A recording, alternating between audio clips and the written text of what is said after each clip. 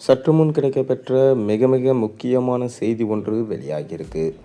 துரைமுருகனின் கதை முடிந்தது.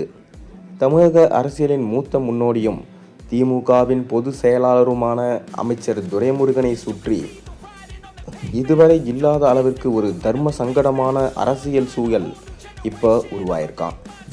நீண்ட காலமாக அரசியல் அனுபவம் கொண்ட ஒரு தலைவருக்கு அவரது சொந்த கட்சியினரை ஏற்படுத்தியிருக்க இந்த சூழ்ச்சிகளும் தேர்தல்கள நிலவரங்களும் பெரும் மனக்கவலையை ஏற்படுத்தியிருக்கான்.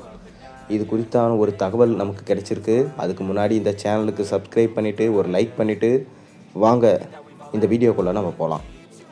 தமிழக அரசியலில் அரை நூற்றாண்டு காலத்திற்கும் மேலாக அசைக்க முடியாத ஆளுமையும் திமுகவின் தூண்களில் ஒருவராகவும் விளங்குபவர் பொதுச் செயலாளர் துரைமுருகன். ஆனால் நடந்து முடிந்த இந்த தேர்தல் களம் அவருக்கு இதுவரை இல்லாத அளவிற்கு ஒருவித மன அழுத்தத்தையும் எதிர்காலம் குறித்த கவலையையும் ஏற்படுத்தியிருக்கிறதா அறிவாலய வட்டாரங்களில் பரபரப்பு தகவல்கள் தெரிய வந்திருக்கு.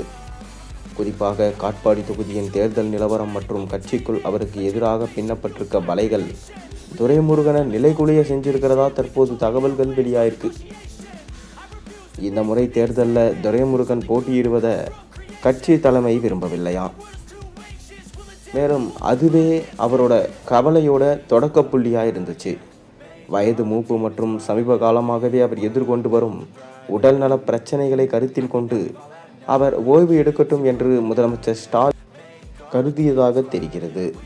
இந்த விருப்பம் துரைமுருகனின் மகன் கதிர் ஆனந்த் மூலமாகவே அவரிடம் கொண்டு செல்லப்பட்டது. தமக்கு சீட் மறுக்கப்படலாம் என்ற தகவலை கேட்டதுமே கடும் அதிர்ச்சியடைந்த துரைமுருகன் ஸ்டாலினிடம் நேரில் சென்று உருக்கமாக பேசி தனது நீண்டகால விசுவாசத்தை முன்வைச்சு மீண்டும் போட்டியிடவும் வாய்ப்பை பெற்றார். இப்போது தேர்தல் முடிந்த நிலையில் கடந்த 4 நாட்களாக காட்பாடி தொகுதி நிலவரங்களை துரைமுருகன் மிக தீவிரமாக ஆய்வு செஞ்சுட்டு வராராம். அதிலும் பூத் வாரிய எவ்வளவு வாக்குகள் பதிவாயிருக்கு, திமுகவின் பலமான கோட்டைகளாக கருதப்படும் பிளாக்குகளில் வாக்குப்பதிவு சதவீதம் எப்படி இருக்குது, அவை முழுமையாக தமக்கு விழுந்திருக்குமா என ஒவ்வொன்றையும் அவர் அலசி ஆராய்ந்திருக்கார். ஆனால் அவரிடம் வந்த தகவல்கள் அனைத்துமே கவலையை அதிகரிச்சிருக்கான். காட்பாடி தொகுதியில் துரைமுருகனை தோற்கடிக்க திமுகக்குள்ளேயே சில எதிரிகள் ரகசிய சூழ்ச்சிகளை செஞ்சதா தகவல்கள் வெளியாயிருக்கு. கட்சிக்குள்ளே இருக்கும் சில முக்கிய புள்ளிகள் வாக்குகளை சிதறடிக்க திரைமறைவு வேலைகளை செஞ்சிருக்காங்களாம். அந்த சூழ்ச்சிகளின் காரணமாக வெற்றி வாய்ப்பு ஊசலாடுகிறது என சொல்லப்படுகிறது. இந்த விஷயமெல்லாம் மகன் கதிர் ஆனந்த் மூலமாகவே துரைமுருகனுக்கு சென்றிருக்கு. சொந்த கட்சியினரே தமக்கு எதிராக செயல்படுவதை அறிந்த துரைமுருகன் மன வேதனையில் இருக்காராம்.